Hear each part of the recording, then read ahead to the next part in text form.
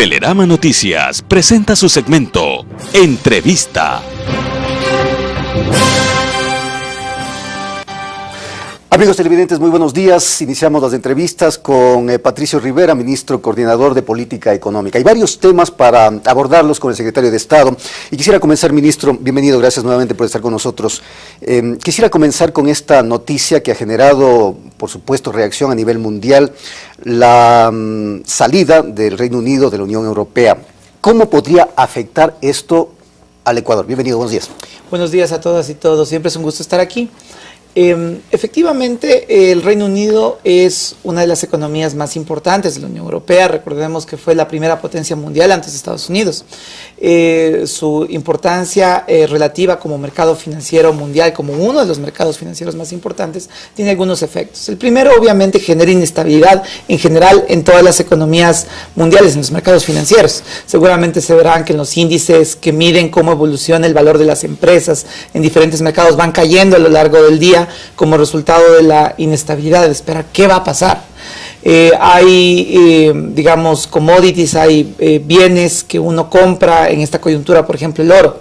El oro es el activo de reserva como por naturaleza. ¿Qué va a pasar con el oro? Seguramente subirá o estará subiendo en estas sesiones. La libra esterlina se va a devaluar, la moneda de ellos, obviamente, frente a la incertidumbre se va a devaluar. Entiendo yo que el Banco de Inglaterra ha anunciado que va a intervenir en el mercado para evitar mucha devaluación. El precio del petróleo, el principal producto de exportación del Ecuador, nos preocupa más directamente a nosotros. Seguramente se va a ver afectado. Entiendo yo que ya habrá caído un par de dólares el precio del barril. Lo importante es que en esta coyuntura la Unión Europea está empezando ya a tomar acciones y hay que ver qué tan rápido se logra calmar a los mercados. Es un tema de expectativas, es un tema de incertidumbre. En este momento la Unión Europea tiene que salir a decirle al mundo cómo va a darle certidumbre frente a esto. Ahora, ¿esta situación podría afectar las negociaciones que en este momento lleva adelante el Ecuador con la Unión Europea? Las negociaciones no se ven afectadas como resultado de esto. Hay un efecto, digamos, un poco secundario, y es que el momento en que el Reino Unido deja de pertenecer a la Unión Europea, recupera parte de sus capacidades en muchas materias. Y la negociación que estamos haciendo es con la Unión Europea. Por lo tanto, los países que no están dentro de la Unión Europea tienen otro tratamiento, tienen más flexibilidad para negociar con otros agentes económicos del mundo. Nuestra negociación con la Unión Europea sigue adelante sin afectar. Y a la postre podría darse un desgrane de la Unión Europea, es decir, que otros países salgan también de esta unión. Entiendo yo que en este momento la Unión Europea está llevando adelante reuniones emergentes para evitar justamente que la incertidumbre se propague. Es mucho más complejo para países que comparten el euro tomar esa decisión. Inglaterra, el Reino Unido no tenía como moneda el euro. Entonces, como tenía su propia moneda, es más fácil tomar este tipo de decisiones. Quien comparte la moneda de la Unión Europea tiene otros elementos que tiene que poner sobre la mesa, por lo que es más difícil tomar una decisión una vez que ya se comparte la unión monetaria, el euro. Ministro, vamos a temas más directos del Ecuador. La ley de solidaridad que está en vigencia en este momento tiene diferentes aristas, diferentes rubros. Quisiera hablar algo sobre el tema del IVA. Si bien es cierto, todavía no se cierra el mes para medir la vigencia del IVA, pero ¿qué expectativas tienen ustedes? ¿Tienen algún tipo de seguimiento sobre este tema? Normalmente nosotros le hacemos seguimiento a todos los agregados económicos. El SRI presenta un informe permanente de cómo van las cosas. Las decisiones de política pública han sido absolutamente claras frente a una tragedia como fue el terremoto en una coyuntura muy compleja de caída de precios de crudo, de una apreciación del dólar y una devaluación de otras monedas, en un entorno donde las cosas se han puesto muy complicadas para el Ecuador. El terremoto, digamos, vino a complicar aún más una situación, fue lo más doloroso de todo este proceso. Frente a eso, ¿qué es lo que estamos haciendo? Lo que debe hacer un país en estas coyunturas y lo que hace todo país en el mundo. Pide que toda la ciudadanía apoye a quienes más han sido afectados por este fenómeno. El IVA es definitivamente uno de los mecanismos para apoyar. Lo que se está pidiendo a la ciudadanía es que de manera temporal, durante un periodo de hasta un año, hasta 12 meses, aporte con 2% más en sus compras en el IVA. ¿A quién afecta esto? Bueno, primero dejemos absolutamente claro. Una familia pero una familia que consume la canasta básica en Ecuador, una familia que tiene el salario básico, la gran mayoría de las familias ecuatorianas no se ven afectadas de manera importante por una decisión de este tipo, porque el 90% de la canasta básica no paga IVA. Sin embargo, del seguimiento que le dan ustedes, entiendo yo que en determinado tiempo, ¿se están cumpliendo las expectativas? Es decir, ¿van hacia donde quieren ir en torno a recaudación principalmente? Va avanzando la recaudación en función de las perspectivas. Aquí un tema importante, como este dinero se va a recolocar nuevamente en la economía, va a permitir dinamizar las zonas que han sido tremendamente afectadas, pero también otras zonas que dan insumos a las zonas afectadas. Voy a dar un ejemplo. Usted sabe que cemento se produce en Chimborazo. Parte del cemento que se va a utilizar para la mega reconstrucción en las zonas afectadas vendrá del Chimborazo. Madera viene del Cotopaxi, hay muchas industrias madereras en Cotopaxi. Las casas necesitan muebles, obviamente. ¿Quién va a proveer la madera para la reconstrucción? Seguramente serán una parte de Cotopaxi. Y así, diferentes sectores del país también se ven dinamizados como resultado de un proceso de reconstrucción. Ministro, dinero electrónico. Estuve revisando una encuesta de Market, justamente emitida hoy en el diario La Hora, que establece que un 95.3% de los ecuatorianos no ha abierto una cuenta para hacer uso del dinero electrónico y un 78.8% no piensa hacerlo. Eso lo dice esta encuesta. ¿Qué opina? Respuesta, números y cifras más allá de la perspectiva. Si usted le pregunta a las personas cuando recién salió el automóvil, ¿cuántas personas tienen el automóvil? Indudablemente que van a ser relativamente pocas. Las nuevas tecnologías tienen ese proceso. Lo importante es que este es un fenómeno que va creciendo todos los días. Para que usted tenga una idea, cada día entre 800 y 1000 ecuatorianos en este momento están abriendo cuentas de dinero electrónico. Es una tecnología que se está utilizando en 97 países. ¿Y la lógica de esto cuál es? Es sencilla. Mover dinero es caro, mover efectivo es caro, manejar efectivo es caro. Si usted quiere mandar dinero a Zamora, le toca poner un blindado, le toca poner seguridad, le toca gastar la gasolina, un contingente logístico enorme. Cuando quiere moverlo en electrónico hace clic. Obviamente es mucho más barato y es mucho más eficiente porque el dinero que hay en Ecuador circula más rápido. Pero alguien podría decir, el proceso del dinero electrónico no es de hoy, no es con la ley, ya estuvo en vigencia, por supuesto. Y no despegó. ¿Qué es lo que pasa? Esta es una iniciativa que inicia en el año 2010, es una iniciativa frente a la cual quiero citar la Asociación de Bancos Privados en el año 2010, 2011, 2012, por ahí tengo un boletín, se pronunció muy favorablemente respecto al dinero electrónico y lo que nos dicen públicamente es, ok, nos encanta el dinero electrónico, pero eso sí, con nosotros. No con otro actor económico, con nosotros. Frente a eso tenemos que ser absolutamente claros. La decisión es que sea una plataforma a la cual puedan acceder todos los ecuatorianos, las cooperativas, los bancos, las entidades no financieras. Tiene un incentivo tributario. Quien paga con dinero electrónico se ahorra 4 puntos del IVA. 4 puntos del IVA. No paga IVA 14, paga IVA 10. Frente a eso, lo que estamos diciendo es la mejor manera de ayudarnos como país en una coyuntura compleja, ¿cuál es? Por un lado ganan los consumidores, pagando menos IVA. Por otro lado gana el Estado, porque el dinero que hay en la economía circula más rápido y gastamos menos en utilizar dinero.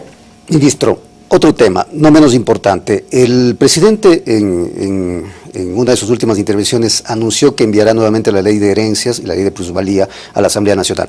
¿Esto es definitivo o podría no enviarse esta ley? A ver, el señor presidente de la República está llevando adelante el análisis para ver cuál es el mejor momento, el análisis político que se tiene que hacer para el envío de esta ley. Hay una decisión del gobierno de llevar adelante procesos en favor de los más pobres, de redistribuir la riqueza. No es malo generar riqueza. No es malo generar actividad económica, lo malo es que esté tremendamente concentrada, lo malo es que hayan poquitos que tienen muchísimo y muchos que no tienen nada. ¿No se echó para atrás el tema de la ley por la coyuntura política, por todo? De ninguna manera, nuestra posición siempre ha sido clara respecto a este tema. Lo que hicimos fue, ya que le estaban engañando a la gente respecto de cuál era el impacto de la ley, contarle a la gente lo que está pasando, socializando, dialogando. Un dato, la nueva propuesta, la propuesta que está sobre la mesa implica que una persona que tiene una familia, papá, mamá, 2 niños, que tienen $700,000 en activos, $700,000. Yo no los tengo, no sé si usted los tiene, no sé si los televidentes que nos están viendo en este momento tienen $700,000 en activos. Una familia, papá, mamá, 2 niños, con $700,000 en activos. ¿Cuánto pagaría con la propuesta? 0. Cero. Se cambió la tabla. En todo caso, la nueva propuesta vendrá con una nueva tabla. Por supuesto. Lo que hace la nueva tabla es establecer dos cosas. Primero, los bienes productivos, los activos productivos, los activos empresariales no se ven afectados, mantienen las mismas reglas de juego que hasta el momento. Segundo, los activos improductivos, por ejemplo, la casa con piscina, por ejemplo, el carro de lujo, etcétera, entran a la nueva tabla, y el ejemplo que acabo de dar es para una familia que tiene básicamente activos improductivos. Una bonita casa con piscina en un buen sector, un carro, digamos, de clase media alta, $700,000 en activos. ¿Cuánto pagarían papá, mamá, dos niños el momento en que muere el padre por impuesto a la herencia? Cero. Ministro, mucho se habla también del tema de la situación económica en el país. Estamos en crisis económica en este momento porque voceros del gobierno no han sido claros de todo ese tema, pero en este momento estamos en crisis. A ver, tengamos claro lo siguiente, más allá de la etiqueta que se le quiera poner, hemos enfrentado una coyuntura muy compleja. Caída de precios de petróleo, un invierno muy fuerte que amenazaba con ser un fenómeno del Niño, afortunadamente no fue un fenómeno del Niño fuerte, apreciación de la moneda, inestabilidad económica en China, en Rusia, en la Unión Europea, tuvimos que paralizar la refinería Esmeraldas porque no había tenido mantenimiento durante muchísimo tiempo, tuvimos un fallo internacional por el tema occidental, $1,000 millones que tuvimos que pagar en estos 6 meses, y además lo más doloroso, el terremoto. Frente a eso, lo que hemos hecho es afrontar una coyuntura compleja de manera adecuada. Recuerde usted, en el 99 hubo caída de precios de petróleo, fenómeno del Niño y entorno financiero complicado. Y teniendo moneda, la economía cayó en una coyuntura terrible. 65% del sistema financiero quebró. Más de 1 millón de ecuatorianos migraron. Tuvimos una pobreza que era terrible, teníamos la gran mayoría de la población bajo la línea de pobreza, 15% de desempleo. Pero frente a todos estos factores, señor ministro, ¿se ha hecho un nuevo ajuste del crecimiento que tendrá el país en el 2016? Porque en un principio se dijo que iba a ser el mismo que el 2015, pero las proyecciones del Banco Mundial, por ejemplo, dicen que será de un decrecimiento del 4%, el Fondo Monetario Internacional dice que decrecerá en un 4.5%, tanto el 2016 como el 2017. La CEPAL dice que el Ecuador decrecerá en un 0.1%, es decir, ¿cuál es la verdadera cifra? A ver, frente a un terremoto obviamente hay afectaciones. Las industrias hoteleras que estaban en las zonas donde ahora ya no hay hoteles no pueden producir. Las industrias camaroneras que perdieron su producción frente al terremoto obviamente tienen una afectación. ¿Pero han ajustado estas cifras, señor ministro? Estamos en un proceso de ajuste, cifras para la ciudadanía. El terremoto en términos de crecimiento afecta en un 0.7%. ¿Ya? 0.7%. Esa es la primera cifra que quiero dejar. La segunda cosa que quiero decir es que obviamente el Fondo Monetario tiene unas proyecciones bastante conservadoras, nunca le atina. De 15 años, 13 subestimó el crecimiento del Ecuador. Sé extraoficialmente que el fondo está por sacar una nueva proyección donde ahora ya no decrecemos menos 4.5 sino menos 2 algo, porque obviamente van actualizando las cifras y poco a poco irán adaptándose a una cifra mucho más real.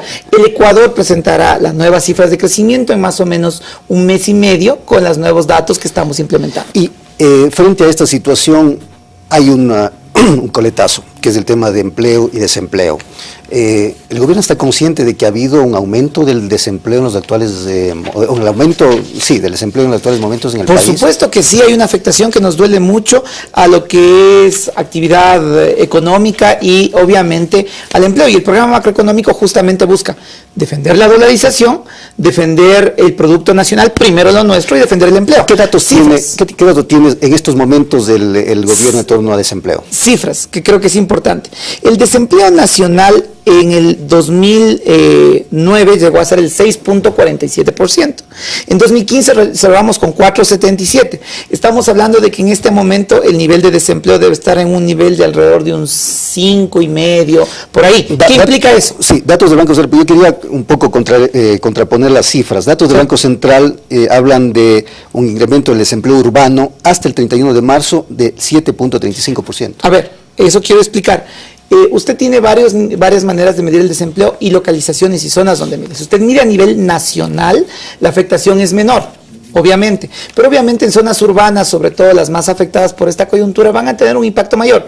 ¿Cuál es la respuesta? En este momento todavía estamos en niveles de desempleo un poquito menores que los que tuvimos en el año 2009 en una coyuntura muy compleja.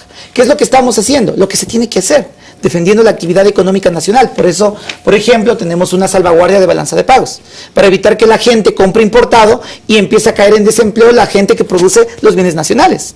Frente a eso estamos defendiendo la actividad económica nacional. Y la buena noticia para la ciudadanía es que la actividad económica se está estabilizando. ¿Cómo sabemos que se está estabilizando? Porque lo primero que tiene que estabilizarse es la liquidez. ¿Qué le pasó al país? Perdimos 7.400 millones de entrada de dólares en exportaciones. Tuvimos que sacar 1.000 millones más por el tema occidental. Perdimos en el año 2016 1.200 millones adicionales por exportaciones. Menos dólares entran a la economía. ¿Qué le pasa a la liquidez? Se contrae. ¿Qué pasó con los depósitos bancarios? Estaban cayendo todo el tiempo. ¿Qué pasó con el crédito? Se contrajo. ¿Qué está pasando ahora? Ya hay meses que suben, meses que bajan, se empieza a estabilizar la liquidez. Muy bien. Gracias, ministro. Habrá posibilidad de seguir hablando sobre esto y otros temas del ministro Patricio Rivera, ministro coordinador de la política económica. Muchas gracias. Ya hablamos con vos.